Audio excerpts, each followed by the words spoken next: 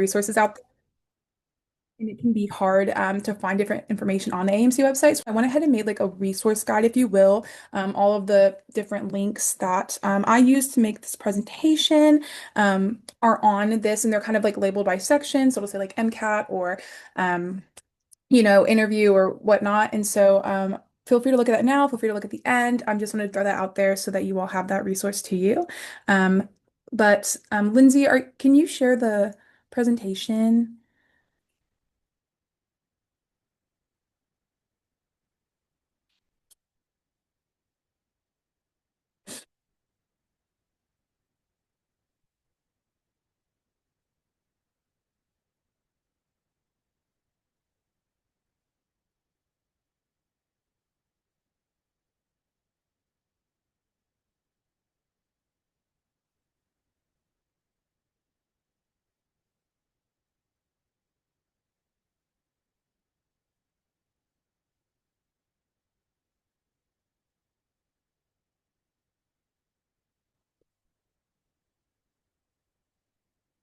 Is it letting you, Lindsay? I let Danielle take over being the host, so I'm trying to figure out how to get back on there so I can start sharing it. Okay. Mm. Danielle, do you happen to have that presentation? Yeah, let me look for it. Hold on just one second. Okay. Okay, well, while we get that situated, I guess I can introduce the two presenters tonight. So, two of my classmates, Connor and Mary Elizabeth, have graciously dedicated their time to come and kind of give this presentation and share their experiences going through the process with you all. So, they're both very knowledgeable. So, please feel free to ask as many questions as you can. Feel free to put them in the chat or just hop off of mute and ask a question. But yeah, so. Once we get this PowerPoint up, I will hand it off to Connor and Mary Elizabeth.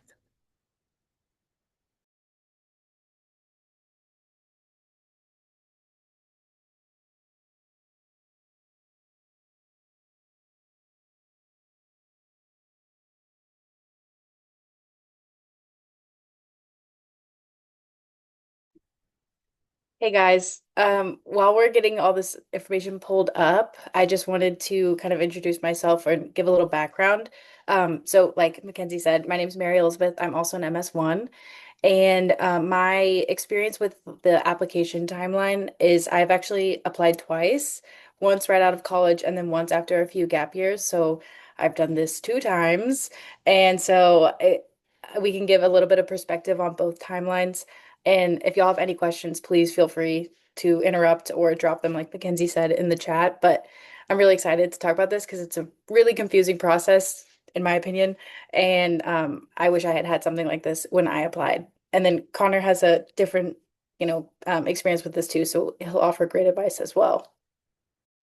Yeah, so following in Mary Elizabeth, so I'll go ahead and introduce myself too. My name is Connor Jenkins. I'm an MS1 and fortunate to be classmates to both Mackenzie and Mary Elizabeth.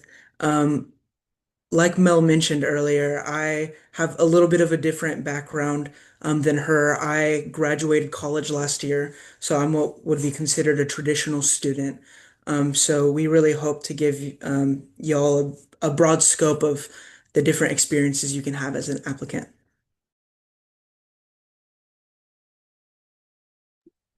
Okay, awesome. Well, thank you so much to whoever is pulling up this presentation. It looks beautiful. Could we go to the next slide, please? Okay, so just to kind of go over like big picture, kind of repetitive to what Kenzie said, but we're going to go over the timeline from undergraduate preparation and then obviously graduating college and then getting into medical school. We'll talk about coursework that you need, planning for the MCAT, which is a big one, letters of rec, and personal statement. And then we'll also kind of talk about primary and secondary applications, as well as the situational judgment test like Casper and the preview test, and then preparing for interviews, and then kind of like the end, like once you are accepted and you've decided where you want to go, what that looks like as well. So we can go to the next slide. Thank you so much. Okay, so applying to medical school is a multi-year process for sure. Obviously, accounting for all of the undergraduate preparation that you have to do, which Connor will speak more to a little bit later. But it is a long timeline. I would say like a year and a half to 2 years, kind of like actually applying. Um, this timing is very important. I know that there's a lot of information online. I always looked online for advice and information, and people will stress a bunch of different things. But one thing that is a really big factor is timing and making sure that your is in as soon as possible. It really does impact your chances, and it actually matters. I think that there's some things that people stress that don't matter as much, and you can kind of get around. And obviously, there are people that applied late that got in. So this is not a 100% rule, but it does give you a lot more opportunity. So it's definitely worth taking advantage of. And the AMC timeline will make sure, like if you follow that, you're obviously totally fine. But I will say, like, having done it twice, applying sooner did get me a lot more interviews. So I personally can recommend, as well as I think many people can. We can go to the next slide. I think this one actually has like a timeline on it. Thank you. Okay, so like I said, Connor's going to talk more about the undergrad years. But your junior year of college, this is when you're preparing for the MCAT. Most of the time, if you would like to go straight from undergrad to medical school, obviously, if you take a gap year, I ended up taking 4, so it can be done. But you'll want to get that MCAT done about a year in advance, kind of more on the 2-year end. Typically, preparing for the MCAT takes anywhere from like 2 to 3 months. Kind of depends. You can do more, you can do less. I've heard success both ways. That's really more up to you and what you feel confident with, um, just to make sure you get the best score possible. And then the application is like here, it's like a year and a half if you count the summer afterwards. So you'll have your MCAT prepared, and you have to have that score in. You actually can apply without an MCAT score. It's kind of a gamble. I probably wouldn't recommend it, but you definitely can. And then you will have to get verified by AMCAS, which I'm sure you all know takes a bit of time. Um, and we're not talking about TMDSAS here, but if you're interested in that, I applied Texas, so did Connor, so we can also talk about that. So please feel free to jump in if you're curious. But you will have to get verified by AMCAS. That takes, I think their average is like 6 weeks, give or take 2 weeks. So it does take a little bit of time. And that's just to check like your grades and that everything you submitted is accurate before medical schools actually see your application. So applying earlier does help you get processed faster. That's another big reason why it matters so much. And then if you do choose to take gap years, which I'm a huge advocate of, um, it really is wonderful. And you just kind of shift this timeline over a little bit. So you start prepping about 2 years in advance of when you're ready to apply, a year and a half, give or take. And then, like we said, once you get in and you know where you want to go, then you'll figure out financial aid and logistics. And typically, I will say your medical school will help you through that process. I was very overwhelmed by that process, and OU made it very easy. So I'm not sure about every medical school, but they will typically help you. Okay, so that's kind of it for the timeline. We can go Yeah, to, can I add on to this real quick? oh, yeah, please. I just want to echo Mel saying that applying early is important, especially whenever it comes to certification time. Whenever I actually applied probably within an hour of the application opening, and my application personally was certified within a week. And then I've heard some people, applying later and theirs taking, longer than the average. So make sure your application is complete and that you've looked over it and that you've had a second set of eyes looking over it. But applying early and being prepared is definitely a benefit to you as an applicant. Yeah, for sure. Okay, thank you for adding that, Connor. Okay, next slide. I think it's Connor. Okay, so for early undergrad and prep phase, one of the beautiful things about medicine is it does not matter what background you come from to pursue it. I personally got a biochemistry degree, which is one of the, I think, highest degrees gotten before medical school. But you can get literally any degree you want as long as you have a degree and then the prerequisite coursework. So if you have a passion in something other than science, don't let that deter you from doing that or applying for medical school. In the end, it doesn't really matter what degree you have, as there are other important things to your application, such as recommendation letters. Within your first few years of university, within organizations, um, within classes, it's really important to establish a relationship early with professors and mentors.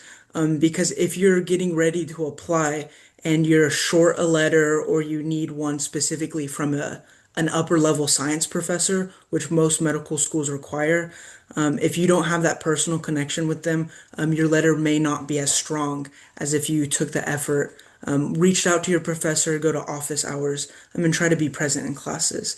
And then cultivate significant experiences, whether it's volunteering in a hospital, doing an internship in whatever career your degree is in, shadowing, research, any form of leadership and extracurriculars. No applicant looks the same. So I would say an important thing is not to compare yourself to other applicants. Really be the best applicant that you can be. Do the things that you enjoy doing. Because in the end, if you enjoy doing it, you're going to write way better about it on your application. Um, but it is important to know about medicine, so it is in your advantage to shadow or try to have some volunteering within hospital or medical settings. But really do the things you're passionate about because it will show more in your application and then also in your interviews. And then if finances may be a struggle for you in applying to medical school, fortunately, many people do qualify for the fee assistance program. And where I did not utilize that. I've heard for a lot of people that the first schools that they apply for, it's I think a flat rate that's lower than the average. Do either of y'all know about the fee assistance program? I'm not too sure about that one. Yeah. I so yes, I did the fee assistance program, and it was a lifesaver. So if you come from a lower socioeconomic background, just think about looking into this. It is so helpful. The application's pretty easy. And if you qualify, it's like there's a lot of things. You can get a lot of free resources that cost money. Otherwise, you get like half off, I believe, on the MCATs. And then the biggest thing is that they will cover you applying to up to 20 AMCAS schools for free. Which, if you know anything about the cost of applications, I would say it's like $100 to $200 per school, depending on that. But they'll cover up to 20, both primary and secondary applications. So, like, it was the difference between me being able to only apply to maybe one, two schools versus a plethora of them. So there is a link on that Google doc that I put in the chat to look at and maybe see if you qualify, if you think you do. Yeah, thank you for adding that, Mackenzie. And of course, during your summers, whenever you may not be a full-time student, consider just any enrichment program. Me personally, I had an internship in something not even related to medicine, and that was one of the things I was asked most about during my interviews. So consider using your summers to enrich not only yourself, but your medical school application. And of course, if you see the images on the bottom, those are just some of the standard classes needed to apply for medical school. And then I believe that links to this should also be in that document. Do you Just mind going to the next? Oh, you can go ahead. sorry. Just one thing to add, kind of to like echo your last point. Um, I know it can kind of seem overwhelming to like get shadowing and research and get volunteering and get everything. Um, and kind of to what Connor was saying, like everyone is individual. If it's something that aligns with what you like and like what you're interested in, I think that's a much more powerful thing than having like 50 volunteer experiences that are like 1 hour each. Like for instance, like I ended up volunteering in hospice and I loved it. And I was asked about it all the time. And it was my longest like volunteer experience. And it was because I liked it. I obviously kept going. So I don't know if anyone feels like this, but I kind of felt like I had to do like 50 million things in order to be like considered. And like Connor had that internship that wasn't even about medicine. I think that's awesome. And I think they like to see that because it shows that you're well-rounded and that you're committed to something long term. So all that to say, you don't have to do 50 million things, but you do have some things like Connor mentioned that you do have to show obviously an interest in medicine and that you have patient experience. but it doesn't have to be like this laundry list of things that you've done. If you have 5 really excellent experiences, like that's wonderful and more than enough. So I just wanted to say that, but I like that you added that, Connor, because it's very true. It's very relevant. Yeah, so thank you for adding that. It's definitely true. A medical school application looks different for every applicant. And it's don't get stuck in the competitive versus non-competitive. Just, try to be involved in the things you want to do. And then that's very important for the years. Oh, there's a question. Um, I think you Yes. might be more suited for that, Mel. Sorry. Yes, Sam, it does. If you're like working directly with a patient, then yes, it will qualify. Hmm, good to know. So some of the things you can do to prepare before applying is if your school offers it, meet regularly with your pre-health advisor. Um, Typically, schools can help set you up with advisors that can explain the process to you, tell you success stories of other students, give you general advice. And some schools have letter of recommendation packets that you can get through your pre-health advising office. Just make sure to use the resources available to you if you are still an undergrad. And then decide whether or not it's right for you to apply directly from undergraduate or after medical school. For me, I want to serve rural family medicine, so I thought I wanted to get through as fast as possible so I could start practicing and making an impact. But if that's not right for you, don't think that you have to go immediately after undergraduate. Some of the most successful students in our cohort are non-traditional students. And really, everyone, I think, blends together very well. And if that's the path for you, having those unique experiences can definitely benefit you overall.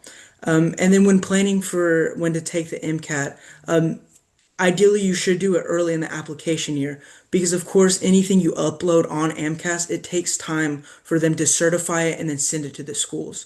So if your application is complete, but you're still waiting for your MCAT score, that can cause undue stress if you were able to plan to take it early. And a little tip from personal experience is register for your MCAT early. If you wait a week or two after registration dates open up, there are not going to be many spots and very desirable times left.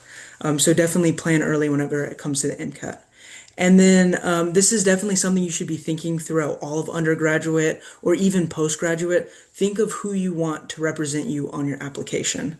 It's really important to have an upper level science professor because most medical schools require it for their application. But it's also important to have people that can attest to you personally to really show the unique factors that you can bring to the medical school that highlight why you stand out as an applicant. And then research medical schools. There's a free and a premium option with what's called the MSAR or the medical school admission requirements. And it's a really good data tool that can tell you averages of test grades, I think the numbers of classes, the amount of tuition, the location, and just various other details of schools. And I would definitely check it out to research if that's even a school you want to apply to. All right, does anyone have anything else to add to this slide or undergrad studies with the MCAT setting? Okay, whenever I studied for the MCAT, it was the summer before my junior year of undergrad, and I took a little bit longer than most people probably do to study for the MCAT. I took about 6 months because I knew I was going to take I think it was a 16 or 17 credit hour semester, so I could graduate on time, and I knew that I wouldn't be able to appropriately put as much time towards my MCAT as I wanted to. So I really utilized breaks. I did a lot of studying during the summer, and I tried to study during the week. Really, a schedule or a planner will be your best friend. Just being able to organize MCAT time while still trying to ensure your success in your personal life and in your studies. And then really utilizing winter break if you're scheduled for a January MCAT test. For me, that was helpful because I was able to take several full-length tests during that break and just maximizing the time that is already built into your schedule and just really trying to be efficient with your studying and knowing what style of studying best suits you. To add to what Connor said, I think that's a phenomenal answer. I also think that's really an important thing in looking at yourself and really deciding when you want to apply. I took 2 gap years. I applied twice and I did try to apply directly from undergrad. So I took MCAT when I was a junior and I really underestimated the MCAT. I was working like 2 jobs in college and on top of everything else I was doing and being full time. And as someone who performed well in school, I was like, oh, I got A's in all these courses. Like, I'll be fine to go sit for the MCAT. And that was not the case. And so I personally realized that like, okay, like I am going to have to like study a lot more in tune for this when I'm out of undergrad. And so I made the decision to take a gap. And so I think, obviously anything is possible, but I think it's really important to just look at yourself and say like, what is realistic? Will you be able to like dedicate the time you need to for the MCAT? But it's 100% possible and every path is a path to medicine. So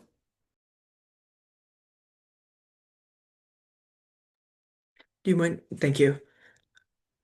Do you want to talk about this, Mel? Yeah, I got it. Okay. So the AMCAS o opens in early May. Ideally, like we've been saying, everything is ready before then. I took my MCAT in March, and then my first one, it was actually the first COVID MCAT, so it was like a whole thing. So that doesn't matter. But yeah, I would make sure that you have your score ready to go. Ideally, you would give yourself a little bit of time also just in case you want to retake because it takes a month for the scores to come out. So there is a timeline there. You also could take your MCAT far earlier. They don't expire. It depends on where you're applying, but usually like 3 to 4 years is how long the score lasts. So if you're ready to take it, by all means, get it done. You also have to have all of your letters of rec ready for that, or for this timeline, and then all of your essays and everything, which we'll kind of talk about later. So there's a lot to prepare. It is a lot. Just please know it's a lot. I know it's a lot. We know we've all been through it. But it can be done, and it's not like once you start, checking off your list, it's not too bad. And then let's see. Oh, resources. Yeah. So you can use there's a bunch of different courses out there. I know Princeton has one, Kaplan has one. You can utilize the UWorld question bank. I know a lot of people have had a ton of success with that. There's a lot of Onking decks, or not Onking. Is it Onking? There's MCAT Anki decks out there as well. Just really whatever is going to work best for you. There's probably going to be some trial and error there, but you know how you study best. So whatever works for you, do that. And just be prepared when you sit for your MCAT. I will say, as someone that has gone through this twice, I always heard a lot about how medical schools hate to see you take it twice or like it's horrible and you're going to be blacklisted. That's not true.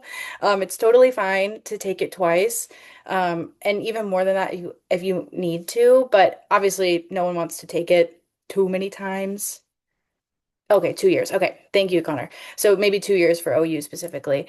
Um, but I think the bigger thing with that, if you are going to retake, is just to show improvement of some form. So I know there's a lot of things online that say like you can't apply again or you can't take any. It's just not true. That's a little overhyped. You are a person, and medical school, like applicant boards, are people that care to know who you are. So don't let that scare you.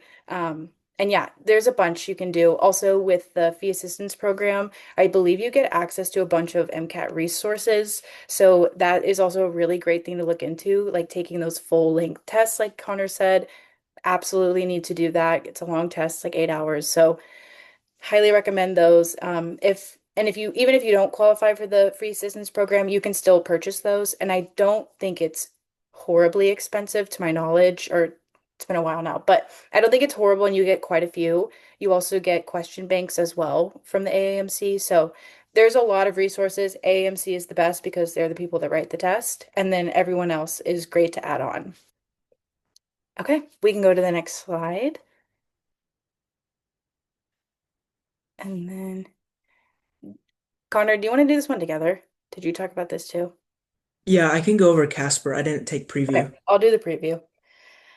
Okay, so there are some situational judgment tests that you have to do. It depends on the school that you're applying to. So this will obviously require you to do some groundwork, make sure you know what the schools you're applying to require well in advance. And you should have that list kind of going in your mind of like where you think you're going to apply, because that impacts what courses you take, these tests, as well as like MCAT, all that good stuff. So the preview is like Casper's little cousin that AAMC made. It is a multiple choice situational judgment test. I had to take both. And AMC preview, there are practice tests that you can take from AAMC, so you can see what it looks like, get acquainted with the test, understand like what you need to do well.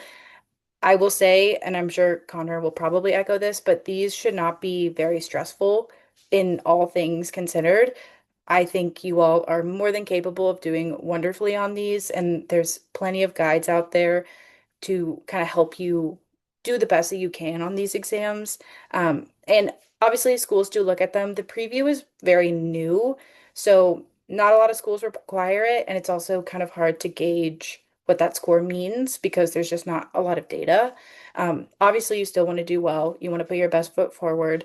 And you do have to pay for this exam. You have to pay for both, but you do have to pay for this one. And this one also with signing up, I would recommend signing up as soon as you can. When I applied, I think it was like the first year that it came out, maybe the second year. So it was pretty tough getting a spot, but just something to consider as well in your timeline. And then Connor's going to talk about the Casper. Yeah, so this isn't the Casper is not super relevant for OU as it doesn't require it. But if you are planning applying to some other schools in the United States or applying to any DO schools or Texas schools, a lot more of the DO or Texas schools require Casper.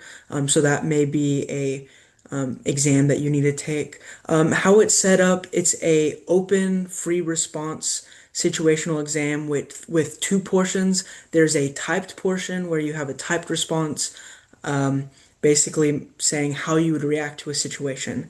And then there's a video response where they'll show you a video of a situation or a dialogue between two actors, and then you'll give a little speech about what you do in the situation or what you think the next steps are.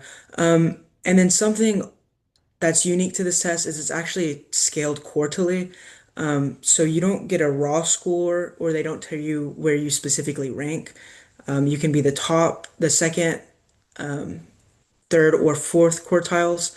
And again, this is one of the things I wouldn't really stress that much over for the schools that take it. I know someone, which this is anecdotal, but she got a fourth quartile in the Casper situational judgment test, and she's going to be graduating medical school next year. So don't let it be the end all be all of your application. And again, with any of these things, just register early because it can be hard to get spots when signing up for these standardized tests.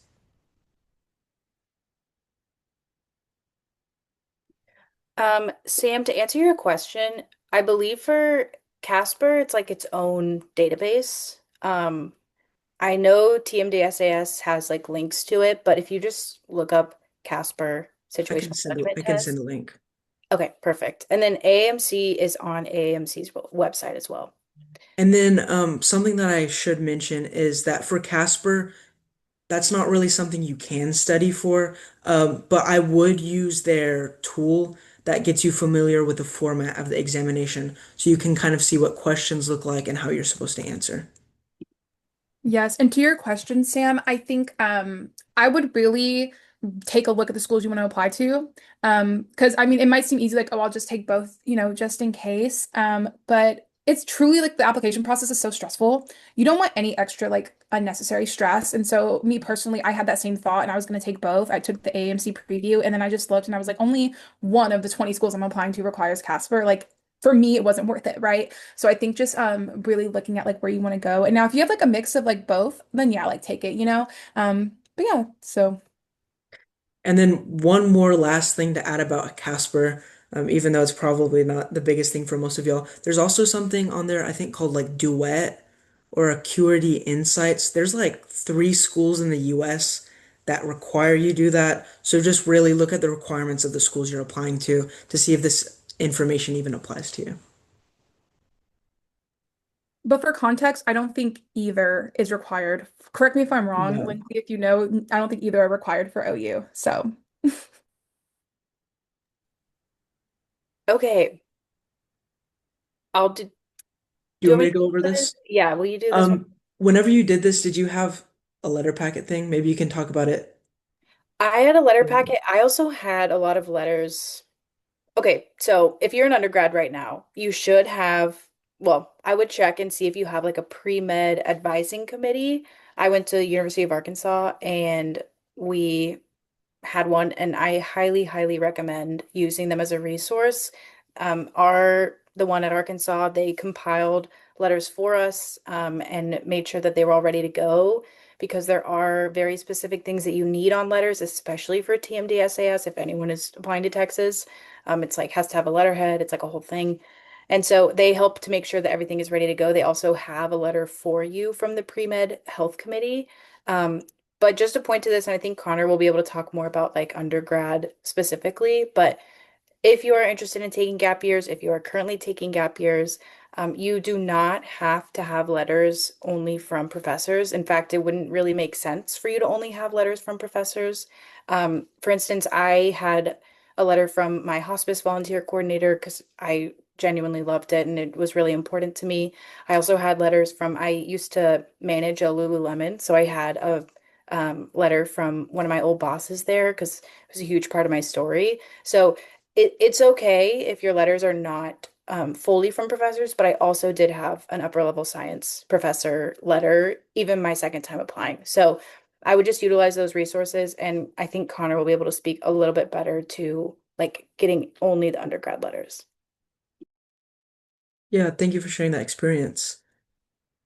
Oh, do any of y'all know about the OU Tulsa pre-med program to graduate students? Is Catalyst open to graduate students? That's a really good question. I don't know. Kenzie, do you know anything about? I was just about to ask Lindsay or Yeah, Danielle for. I can answer that. So Catalyst is open to anyone that's a pre-med. So anyone trying to enter into medical school. So whatever area you're at. Cool, thank you for answering that question, Danielle. Um, so my school also had a pre-health committee letter. It sounds like I went to Texas Tech University. It sounds like it was pretty similar to Mel's experience, where they made sure the format was all put together. But I will say the only upper level science professor I had write me a letter of recommendation was because it was required by the letter packet. The other two letters I got, one was from someone I was researching under, and then the other was a supervisor for a biodiesel plant that I had an internship at. So really make sure they know you, and whenever you do talk to them, give them ample time to write it. Don't tell them 2 weeks before the application that you need a letter. Make sure to extend common courtesy with letter writers and at least give them some time to be able to apply. Make sure they know the timelines. Make sure that you know the timelines as the dates are not always up to date on some resources. Make sure to look at the official AMCAS materials for that. And then whenever you are applying, if your school doesn't offer a committee letter or a committee packet, or you're a non-traditional application that's not able to receive that, most schools, where all schools will accept it if you don't have access to it. But I do think on the MS AR that they do say that most schools recommend that you do have a committee packet if that is accessible to you. All right, are you able to go to the next slide, please? Thank you. Um, and then for a personal statement, for the AAMC, they only require the personal statement. I know some of the other application services require additional essays, um, but this is what people say is the why medicine essay. And I guess it really depends on your unique experiences that you write about in this. Me personally, I cannot point to a single moment in my life that said this is the one moment that made me want to be a doctor. As many people, experiences are a conglomeration of experiences, and your medical journey looks different. I mean, unique to each and every person. And I hope y'all have been able to take that through our different testimonies of how we've gotten here, and really just talk about what is most unique to you. There's a lot of strategies online, and there are some useful and some not very useful tips online, but don't try to copy someone else's essay. One of the best things you can do is just reflect on your experiences, notebook, and try to keep up some sort of note with the volunteer experiences you're doing. That's all very great thing to be able to write about. And make sure to utilize the AAMC website. Ultimately, they are looking for people that do follow the competencies. So it's really good to look at what most administrators are looking for, and then get a second or even third set of eyes on it. It's always good to look for any typos, or if you're unsure of how something's coming across or sounds, it's always good to get a second opinion. Does anyone have anything else to add?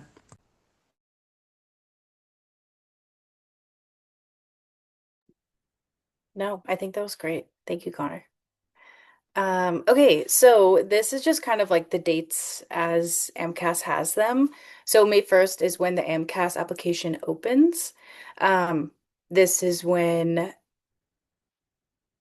wait, can you apply this day? Earliest date to submit AMCAS is later. Is this when you get everything loaded in to the AMCAS?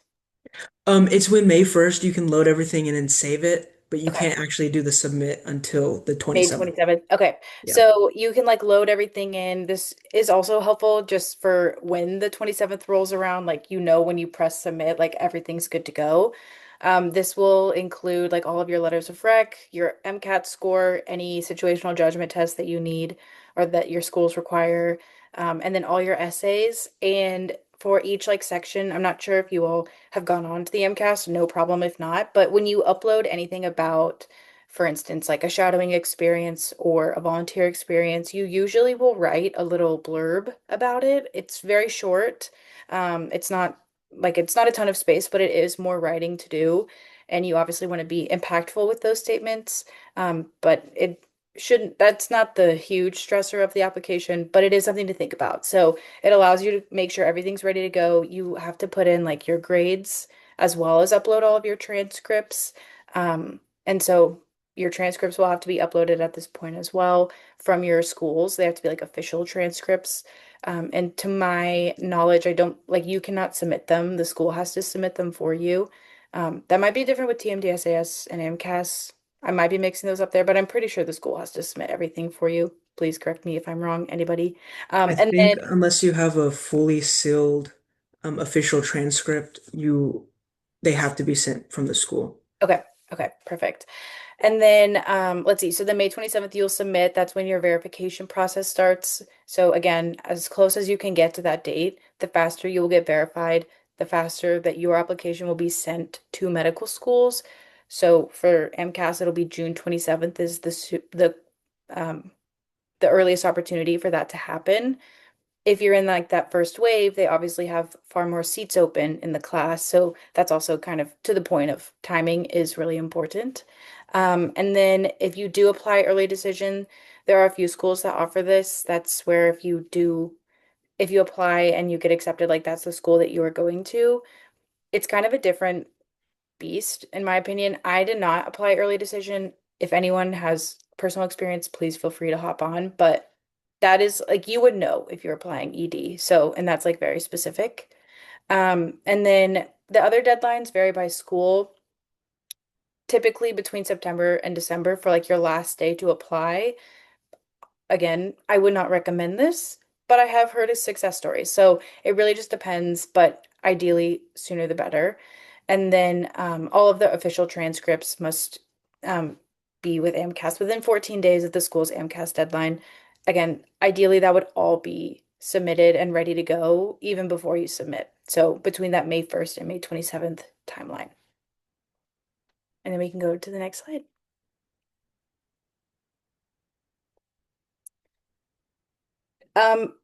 Yes, I would say like April is a great time to have your score ready by. And then it also gives you some time to like retake if you absolutely need to. But obviously, we're going to say that you don't need that. But yes, April would be good because you'd be ready to go.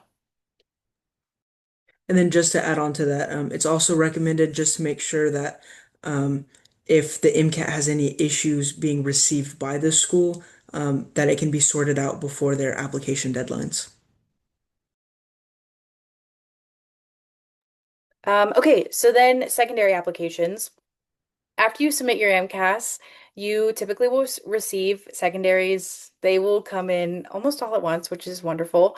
And there is a lot of recommendation to pre-write your secondaries. You can typically look up what the questions were in years previous, and standardly they're very similar, if not the exact same.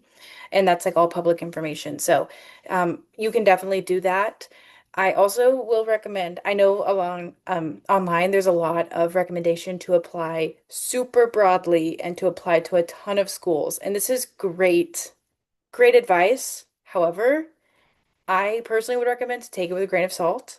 I applied to a ton of schools, and looking back, I was like that there kind of was not really a reason for me to apply to that many. I got a lot of interviews, which I was very grateful for, and they were from schools that I had connections to, or places that it made more sense for me to apply to based off of where I was geographically.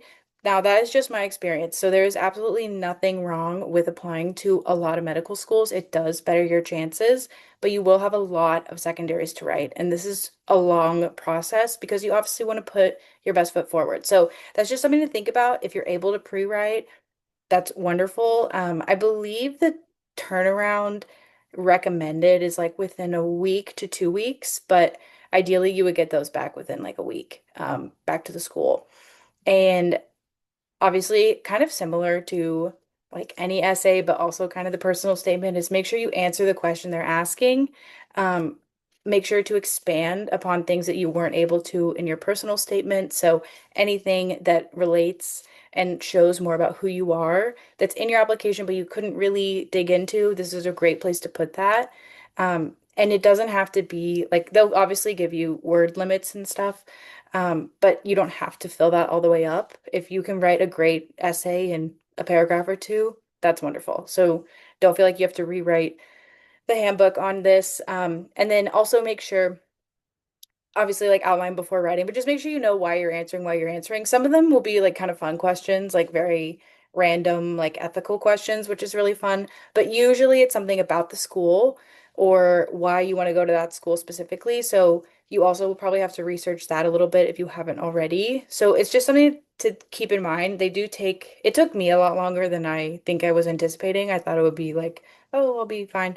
And it is fine, but you do have to do a little bit of research because you want to show the school that you are genuinely interested and that you care about their program and you've taken the time. And they do notice that because I had some people tell me in my interviews that they would notice things that I said. So, yeah, I just it's something to think about. Obviously, this is like after the big, hump of applying. So this is nice, but it's kind of a smaller hill. So I would just still keep it in mind when you're choosing your schools and when you're preparing your timeline. Yeah, can I add to that as well? I think that was beautifully said. A piece of advice that I got the second time I applied that was like so helpful, was so when you do secondaries, obviously like you're entering the information into like an application. Actually like write your secondaries, copy and paste the questions into like a Google Doc or a Word document and answer them on that document. Because and then just copy and paste it into the application because what you'll find is that a lot of secondaries, yes, some questions are very specific to that school, and so you want to answer them specifically with that school in mind. But a lot of questions are like, tell us, whatever, tell us about a leadership experience or XYZ, and you can use a lot of the same. And so that was huge. Like, also applying to like many schools, being able to use kind of the same base and just like tweak it for that school. It saved me so much time. And I mean, to this day, I will like apply for like little things here and there, community scholarships, and like be able to go back to my secondary document and just pull like a body of text and just edit it. And so I definitely recommend doing that and keeping that on you for the future use and for other secondary applications.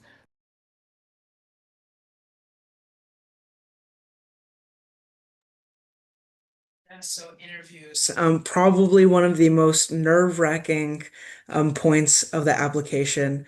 But once you get to this point in the application, um, before talking about, I just want to say like every step you make it further in medical school, just take that as a testament to where you are and how much effort you put into it. Because this is a very long, hard process for many people. And so no, especially whenever you get to the interviews, they know that you can pass their classes. This is more when they're trying to see who you are as a person. And then this is really when you just want to be yourself. Because not only do you want to be a good fit for that school, you want that school to be a good fit for you, ultimately. So whenever you do submit your secondaries, it really is good to brush up on your interview skills.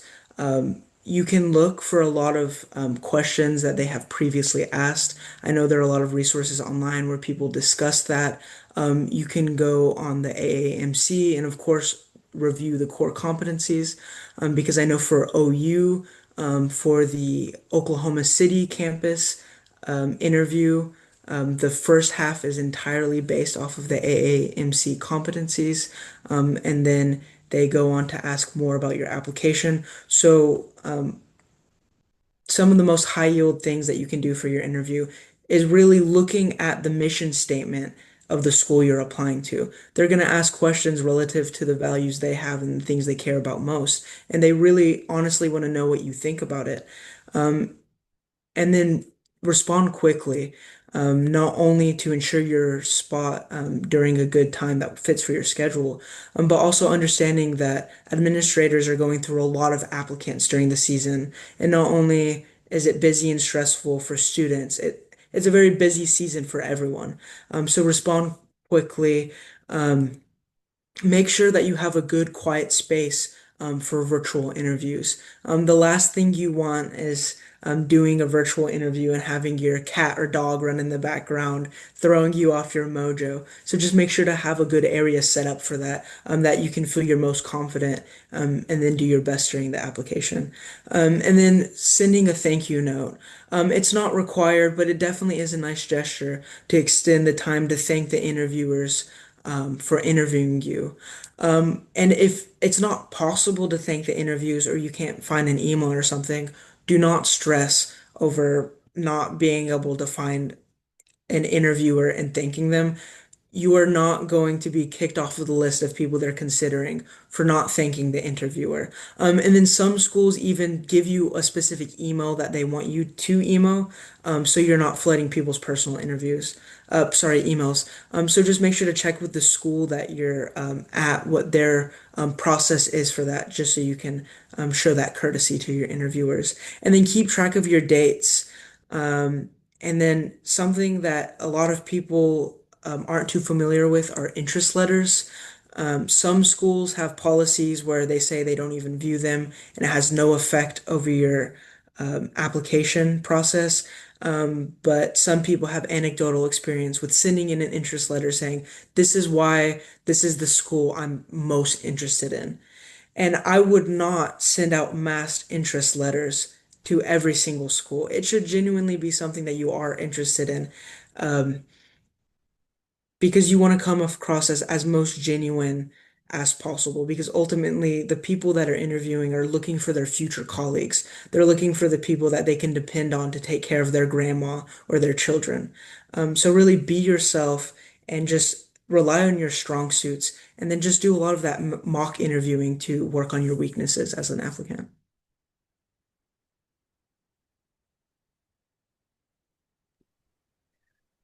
Okay. So then once you get in and you know where you want to go, very exciting.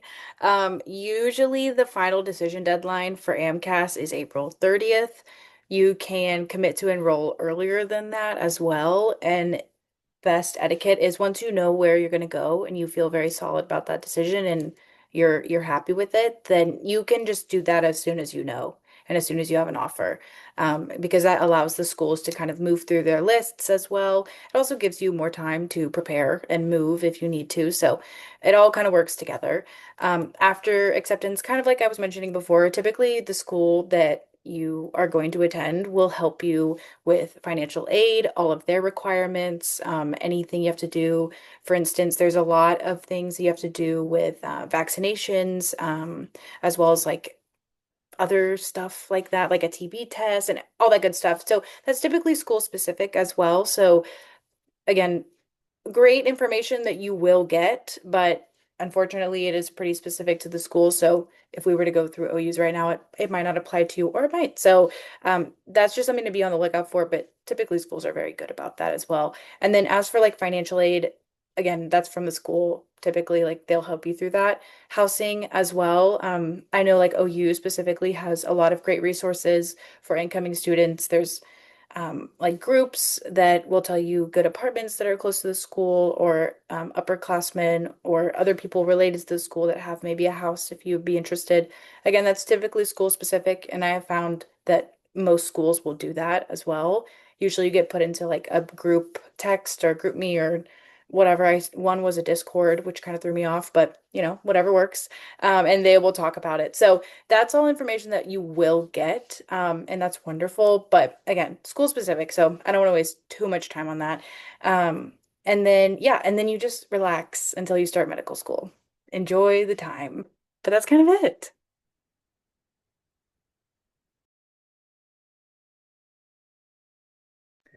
Okay, well, we have come to the end of the presentation. This QR code is just the same link that I dropped in the chat. It kind of was being finicky earlier, so I wanted to send it in the chat just to make sure that you all had access to it. This is the contact information for myself, Connor, and Mary Elizabeth. If you all ever have any questions, please feel free to reach out. And then, yeah, we still have some time left. Does anyone have any questions about any content we talked today, or maybe it's something we didn't cover that you're just curious about that we could answer for you?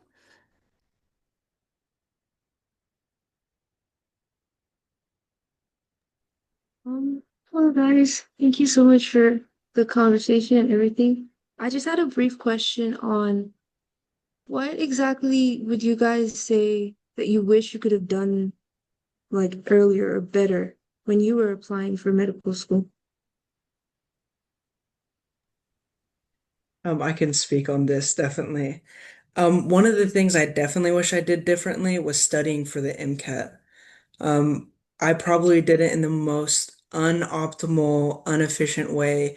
It took me about 6 months to study for it. Um, I was working a full-time summer job and then studying after work. And then I took a very large semester and then studied for it during class and then just Wow. crammed it during the winter um, break that I had.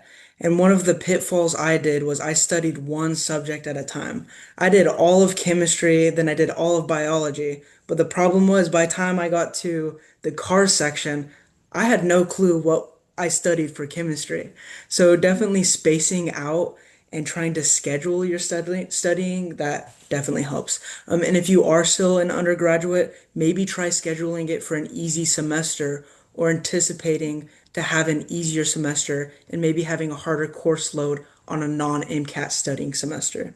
So I definitely would have scheduled my MCAT for a better time if I had known that being so unregimented as I did would have made it hard to keep up with my studying. Oh, thank Yeah. you. I'll quickly add to that as well. Get acclimated with like y'all being on this call right now is like chef's kiss. Like that already is going to help you out so much. But get Mhm. acclimated with the process. Get acclimated with what the application looks like. When I applied my first time, it was like so foreign, first generation, and so I had no idea what any of this was. But I noticed when I applied my second time, like it just felt so much easier because I'd already seen what the application looks like. I knew how to enter the information that I needed to. And it just like gave me like an upper edge compared to the first time. And so if you are applying for the first time, like definitely use the resources online to just like see like what does this look like? How do I like even just something as simple as entering your coursework can be like really annoying and difficult. And so just being acclimated with that before you get on to do it can be really advantageous. So course. I Thank you, see that Mackenzie. someone asked about the classes that I was taking during studying for the MCAT. Fortunately, for most people, you will not have to worry about it. I was taking senior level chemistry classes like physical chemistry and biochemistry 3. So it was a very personally hard semester, but that looks obviously different for everyone depending on what their schedule looks like. Did either of y'all use Sketchy, or sorry, not Sketchy, Anki when studying for the MCAT? Yes, I did. Because I did. Yeah, I used the Miles Down deck, I That's think. what, yes, that I keep saying on King. I'm like, that's for med school. Yes. Yeah, Yeah, I found it on Reddit. I don't know where you found yours. Reddit. Okay, All I the decks found are on Reddit. everything is on Reddit. If you download the Anki like program on your laptop, I think it's free on your It is laptop. free. It's free on the So, laptop. if you go find what is it, Miles Down Yeah, deck? Miles Down. And then there's another one with more cards that is also in Reddit's. Is it one word, Connor? Miles Down? I think it is. Okay, I just sent it. I don't know what it actually means, but I think it's the guy that made it or something. I don't I know, think but so. that's what I used. And then I was very new to Anki. I'd never used it before, and it's honestly not that bad at all. It's actually really easy. So on once you find the Reddit page with the Miles Down deck on it, there's explanations for how to use it as well. So I would honestly follow them because they're probably a little bit more clear than what I would say, but yeah, that's the deck that I think most people use. Um, for MCAT prep programs, up to what you like. So I did Princeton the first time, then I did Kaplan the second. And I just did that because I had been out of school for so long at that point. I was like, I'm just kind of nervous. I want to make sure I'm prepared.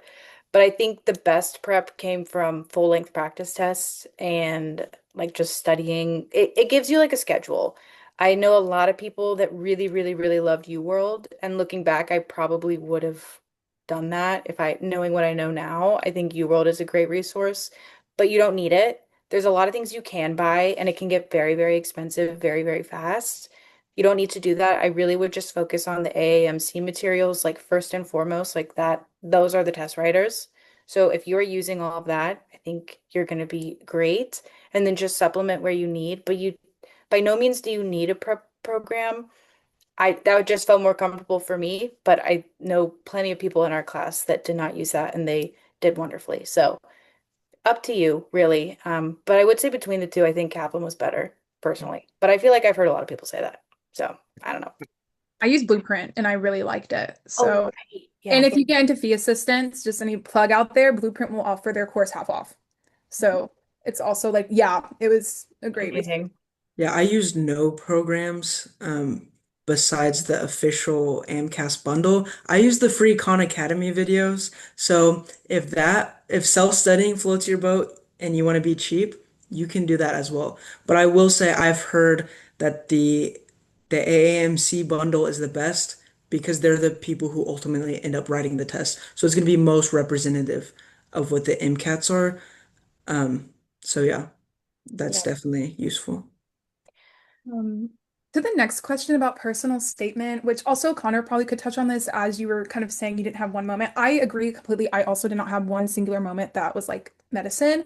And so I think the best thing to do is like obviously, even though you don't have one experience that like was like, oh, I want to be a physician, there's a reason you want to be, right? And there's an accumulation maybe of reasons or experiences that have pushed you towards this direction. And so I think, I mean, obviously you can't talk about all of them, but like talking about all of them, I know I covered a lot in my personal statement of just talking about like my familial experiences, my upbringing, and my journey throughout college, and kind of like my path towards medicine as opposed to like one singular event.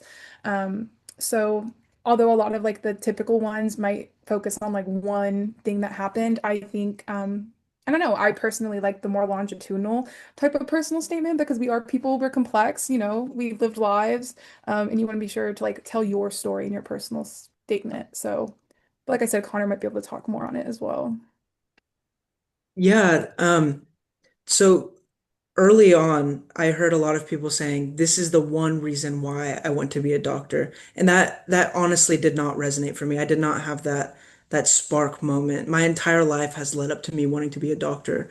And then I heard about a analogy talking about writing in the form of planting a seed and watering it. That there's not one point at a seed becoming a tree. There may be the initial experience with medicine or what you could call a seed, but just talking through in a narrative style the experiences you've had throughout your life, the ways that medicine has personally impacted you, or the way you've seen it has impacted others.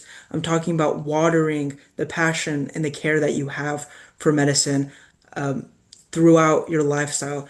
And most people think they're pretty boring. But if you take a step back and look at yourself, you have amazing stories that adcoms would love to hear. And you just need to find the moments that you can talk about or the specific examples you have. And I can't attest to how effective um, this guy is, but there's a YouTube series called Mission Accepted.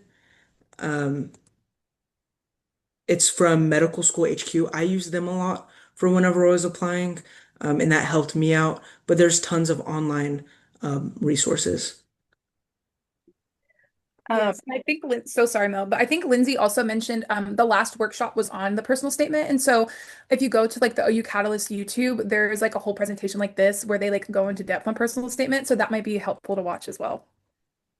Stunning. I just have one so quick thing to add. Also, Wally, to your question, I believe those are still relevant. I just looked it up. I think you should be okay. You can double check me on that, but I think you'll be fine.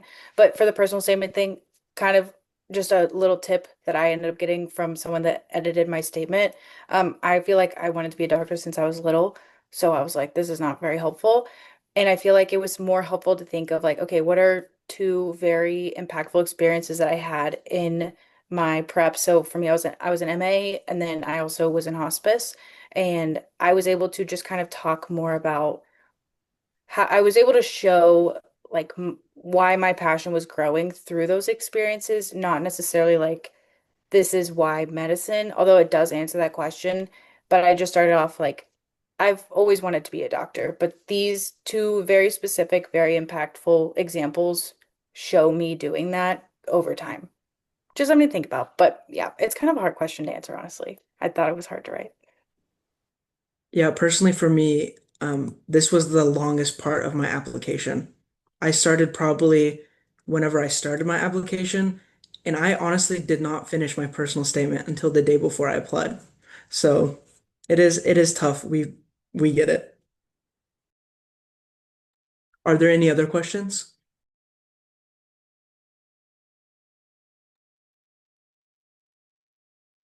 All right, well, wonderful. If you think of something after the Zoom call, again, please feel free to jot down our emails and email us as we'd love to connect with you. Thank you so much, Connor and Mary Elizabeth. That was wonderful. And yeah, if you do have any questions, please feel free to stay on and chat with us. If not, though, thank you so much for coming, and we hope to see you guys at the next workshop.